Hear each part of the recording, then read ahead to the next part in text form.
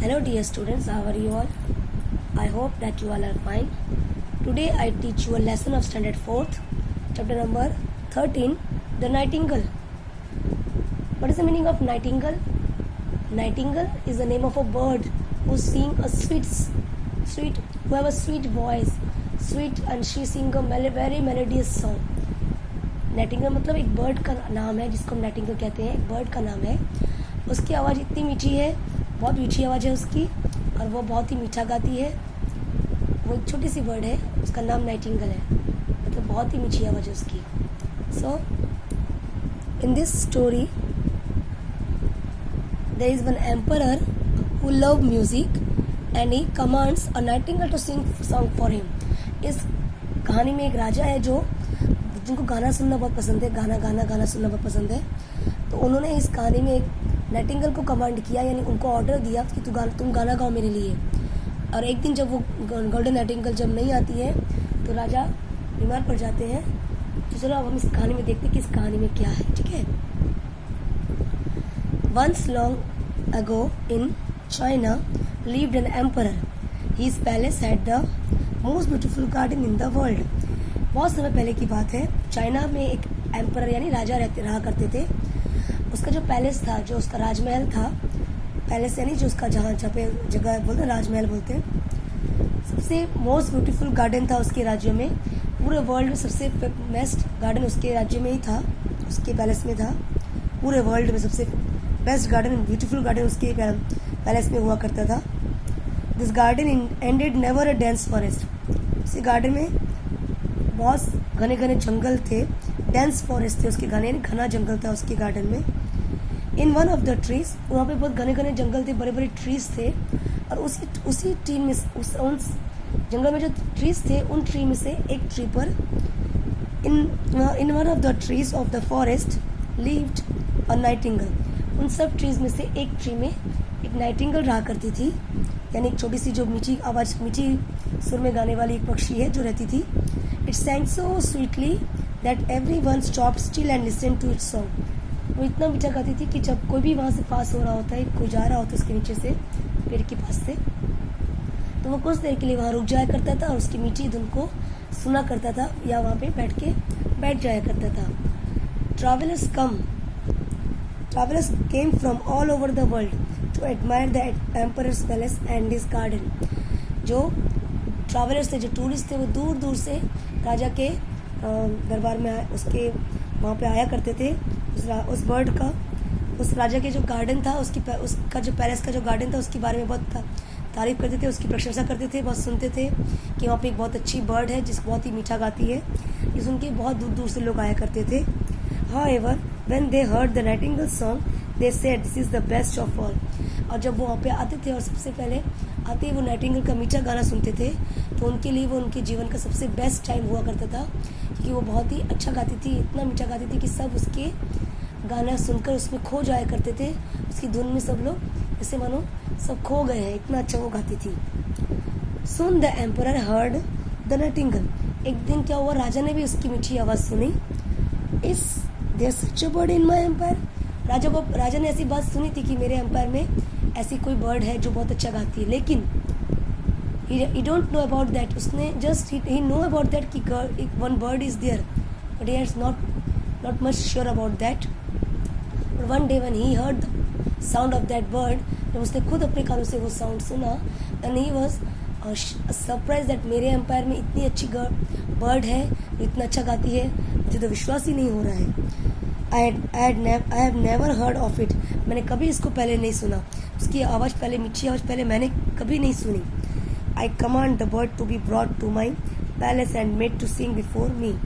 मैं अब अपने सोल्जर सिपाहियों को ऑर्डर दूंगा कि उसको पकड़ के लाओ, यानी इस बर्ड को लेके आओ मेरे पास, और उसको गाना गाने के लिए कहूँगा कि वो मेरे सामने गाना गाए.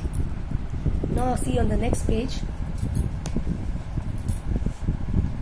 But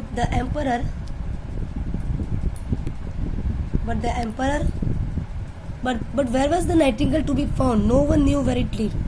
अब वो नाइटिंगल कहाँ से मिलेगी, किसी को पता ही नहीं कि वो नाइटिंगल कहाँ रहती है, कहाँ पे है, पता नहीं है. At last a poor little girl in the royal kitchen said, I know where the nightingale lives.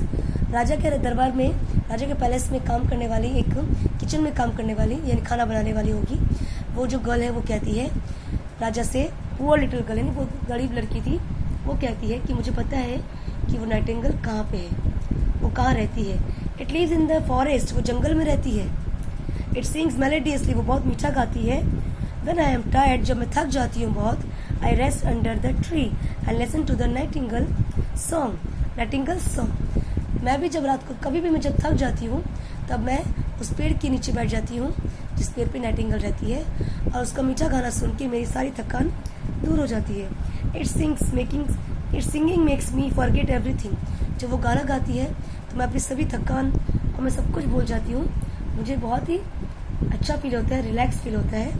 So the little girl led the way into the forest, जो गर्ल है वो रास्ता दिखाती है सिपाहियों को कि मेरे साथ चलो। Half the court went with her, राजा के दरबार में से आधा से ज़्यादा लोग उस लड़की के पीछे चलने लगते हैं उस चिड़िया को पकड़ने के लिए, नाइटिंगेल को लेने के लिए। After walking a long distance the girl stop near a tree, बहुत दूर चलने के बाद जो गर्ल है वो रुक जाती है। She pointed to a little grey bird up in the boughs, वो दूर से दिखाती है कि देखो, इशारे से करती है कि देखो वो ग्रे बर्ड बैठी है, वही है Nightingale, this is the Nightingale, ये नाइटिंगेल है जो बहुत ही मीठा गाने वाली बर्ड जो है, ये वही है जो उस पेड़ पे बैठी है। शी सेड सॉफ्टली, उसने धीरे से बोला। It can't be possible, everyone said in disappointment, how dull it looks. वो उस बर्ड का जो कलर है, उसका कलर देख के, उसका लुक देख के सभी लोग कहते हैं ओह यस, ऐसे कैसे हो सकता है, इट्स इम्पॉसिबल, ये इतना अच्छा गाती है, ये गाने वाली बर्ड है, नाइटिंगेल है जो इतना मीठा गाती है, पर वो तो देखने में अच्छी नहीं है, उसका जो लुक है कितना डल है, हाउ डल इट लुक्स। सभी उसको देख के डिसअपॉइंटमेंट हो गए, यानी सब निराश हो जाते हैं उसको देखकर, उसके लुक को देखकर। Little nightingale said the girl उसको कहती है, अरे प्यारी nightingale, our emperor wishes you to sing before him, हमारे जो राजा है वो चाहते हैं कि तुम उनके सामने गाना गाओ। My song sounds the best in the forest, replied the Nightingale. Nightingale कहती है कि मेरी जो आवाज़ है बहुत ही अच्छी है, वो पूरे फॉरेस्ट में सबको खुश रखती है। मेरे पूरे फॉरेस्ट में मेरी जो साउंड है, सॉन्ग का जो साउंड है वो सबसे बेस्ट है। नाइटिंगेल ऐसे कहती है, but I will come to the palace because the emperor wants to me, देखिए मैं पैलेस में तभी आ रही हूँ क्योंकि राजा मुझे वहाँ पे बुला रहे हैं और वो चाहते हैं कि मैं गाना गाऊँ। So the nightingale went to the palace, so इसलिए जो नाइटिंगेल है वो राजा के दरबार में पहुँच जाती है। The emperor looked at the bird, राजा ने, जो राजा थे उसने बर्ड को देखा, and order it to sing, और उसको गाना गाने के लिए कहा, ऑर्डर दिया कि तुम गाना गाओ। The Nightingale sang so melodiously that the emperor had tears running down his cheeks, जो एम्परर है वो जो उसका गाना सुनता है, वो जो बर्ड थी नाइटिंगेल, वो इतना मीठा गाती है, इतना मेलोडियस गाती है कि उसकी आवाज़ सुनकर, उसका मीठा गाना सुनकर जो राजा है, एम्पायर है, उसकी आंखों से आंसू निकलने लगते हैं जो उसके चिक्स के ऊपर से बहने लगते हैं। एंड वो he order that the nightingale remain in the palace, और उसने ऐसे सुन के, उसका मीठा गाना सुनकर उसने ऐसा ऑर्डर दे दिया कि अब से ये नाइटिंगेल हमारे राज्य में ही रहेगी, मेरे पैलेस में ही रहेगी। It was kept in a golden cage, उसको सोने के पिंजरे में रख दिया जाए।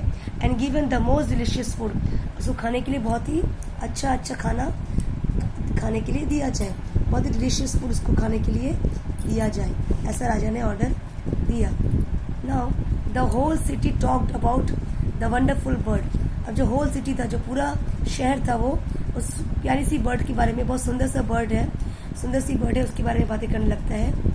When two people met, one said nighting and other said girl, this became a way of greeting।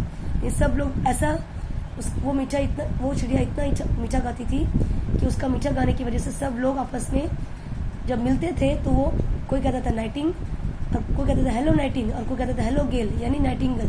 वो इस तरह से मेट करते थे, इस तरह से वो मिलते थे, बातें किया करते थे, एक दूसरे को ग्रीट किया करते थे। ग्रीट करना यानी एक दूसरे को विश करना, वो इस तरह से एक दूसरे को विश किया करते थे। One day the emperor received a parcel, एक दिन राजा को एक पार्सल आया, उसने पार्सल रिसीव किया। पार्सल मार्क्ड द नाइटिंगेल, उसके ऊपर नाइटिंगेल का पिक्चर बना हुआ था।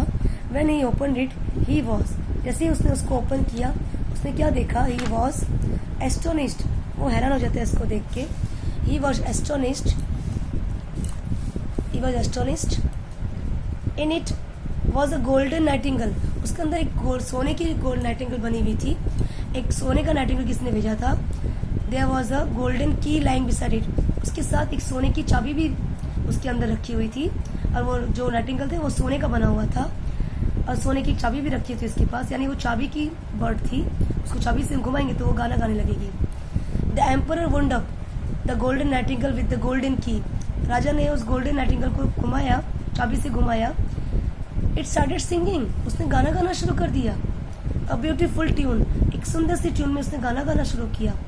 30 times it sang the same tune, राजा ने वो गाना कितनी बार बजाया, 30 टाइम बजाया, और 30 टाइम उसने सेम ही ट्यून गाया। And yet was not tired, लेकिन फिर भी वो नहीं थकी, उसने 30 टाइम गाना गाया। राजा ने 30 टाइम उसको चाबी को घुमाया, तो उसने 30 टाइम गाना भी गाया, लेकिन वो फिर भी नहीं थकी।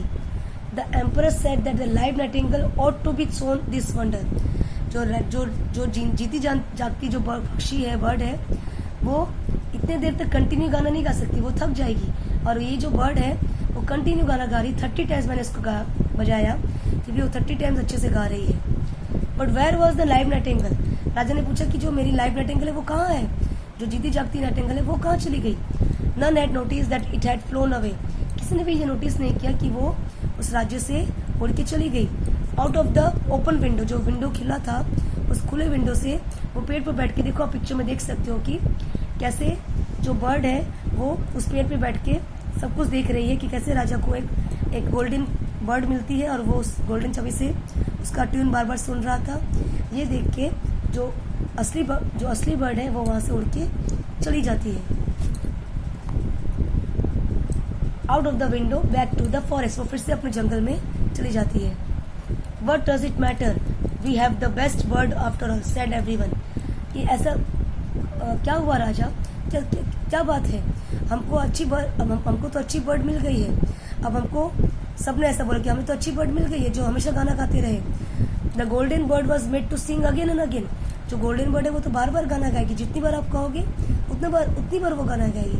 तो हमें उस रियल बर्ड की क्या जरूरत है, जो असली बर्ड है उसकी हमें क्या जरूरत है। Until everyone knew its tunes by heart, सबने उसका गाना सुन के सबके हार्ट में वो गाना जो है वो बैठ जाता है। So a whole year went by, पूरा साल बीत गया। Suddenly the emperor fell ill, पूरा साल बीत जाता है और राजा एक दिन क्या होता है अचानक से बीमार हो जाते हैं। In his illness he long to hear a melodious song, जब वो बीमार हो जाते हैं, राजा एक बार बीमार हो जाते हैं, इल हो जाते हैं, इल यानी बीमार होना, राजा एक बार बीमार पड़ जाते हैं और बीमार होने की वजह से वो कई दिनों तक गाना नहीं सुनते हैं। He long to hear a melodious, कई दिनों तक उन्होंने गाना नहीं सुना, वो मेलोडियस सॉन्ग नहीं सुना। His music, melodious song music. He said, "Precious golden bird, sing.